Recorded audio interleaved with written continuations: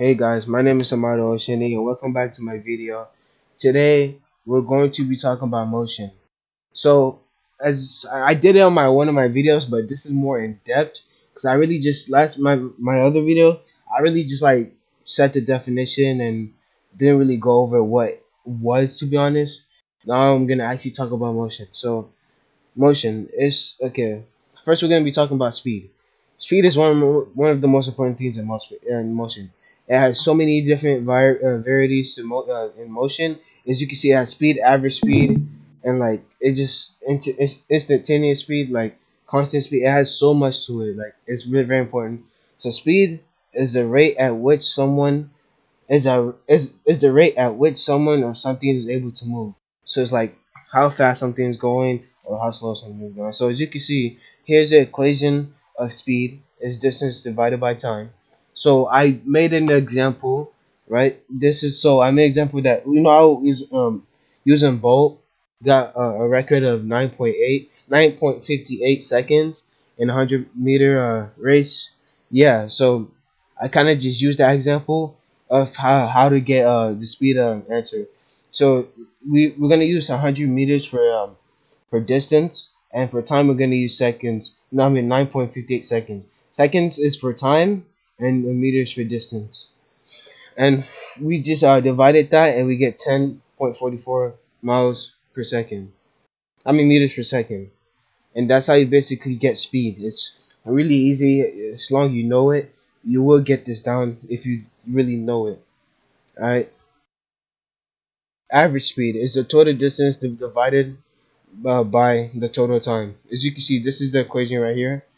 The total distance traveled divided by the total time taken. So I use a Lambo predict example. Like a Lamborghini is a car, is a sports car, right? So let's say 20 kilometers is the total distance, and 4 hours is the total time. These are my examples right here: the 20 kilometers and the 4 hours. Right? This okay. So I divided 20. I did 20 divided by 4 to get my average speed, which is 5 kilometers per hour. As you can see, I drew like a kind of like a lumber line of so I this is the starting destination and this is the ending point, right? That's what distance is. So as you can see, it started. So as you can see, it was going 20 kilometers in 4 hours. So you can't really like it's not really you have to make sure it's average speed. To make sure it's average speed, you have to like divide it to actually know the answer. You can't addition, you can't subtract, you can't multiply. You have to divide it to get the average speed. All right, we're gonna be next thing we're gonna be talking about is instantaneous speed. I talked about this in my last video, and it's still the same thing. It's the speed of that instant of time. So like, it's the speed of that the same time as you're looking at it. It's just a certain time that you got the speed from. All right, so I drew a number line again. So it was going to 20. So I give these are three options, right? That you could choose from a car, how fast the car is moving. You have 20 miles, 30 miles, and 40 miles, right? And let's say the graph just chose 30 miles, right? That's the instantaneous speed. That's the speed on how fast it's going at the moment. Not like for the whole thing. It's not like an average speed. It's how fast it's going at the moment. Right? Constant speed. Constant speed is when the speed of an object remains the same.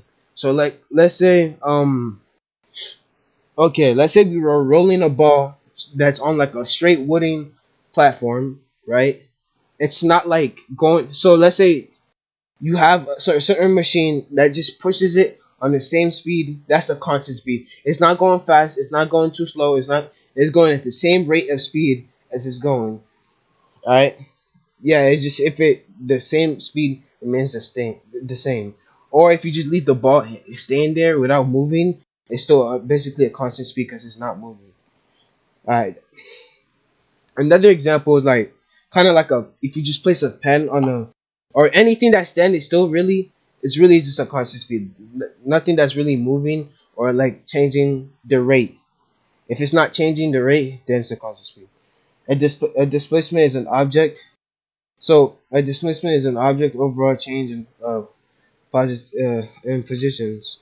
So as you can see right here, it's like basically how it changes overall. So basically, I drew a number line right here. So a displacement is 2 meters to the right. So this is -2, -1, 0, -1, and -2, right? If you just move to the like, let's say I use an example, just moving to the right twice, it should just be 2, right? You guys are probably assuming it's just 2 meters. No, since it's displacement, it has to be 2 meters to the right, 2 meters to the right, and so as I said, the displacement is an object over a change in position. So it's also an SI unit for it's SI unit it's also SI unit for meters. All right, displacement is a vector quantity, which means it has a magnitude and a direction. That's what basically a displacement. And I didn't mention this earlier, but I'm gonna mention it now. Speed is the SI unit. And speed is meters per second, and it's a scalar quantity, meaning it only has a magnitude. And the scalar quantity, such as speed, is the direction the object is moving, and it doesn't matter where the object is moving as long as it's moving at the same rate of speed. The difference between scalar and vector quantities: scalar quantities only have a magnitude, while vector quantities have both magnitude. So scalar has one and the vector has two. That's a very easy way how to tell the difference between both of those two. And we're gonna be talking about distance. This is the last one. Distance is a measure of how far an object is traveled, right? As you can see right here,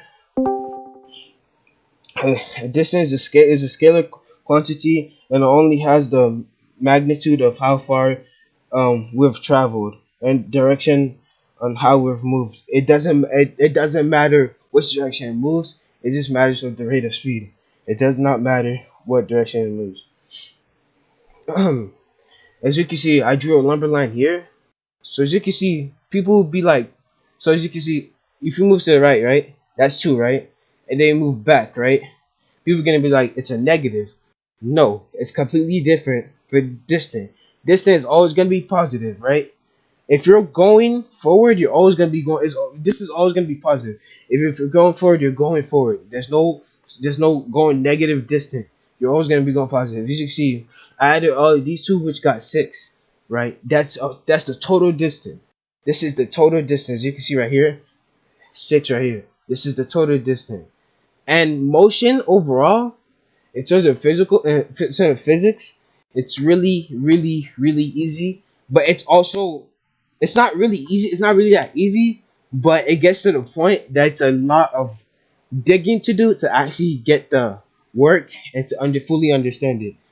And if you guys need anything, if you guys see I missed anything in the comments, make sure you guys put in the comments and let me know what I missed. But as far as motion is not, it's an easy subject, but it's like really in depth. It's a lot, but it's easy at the same time.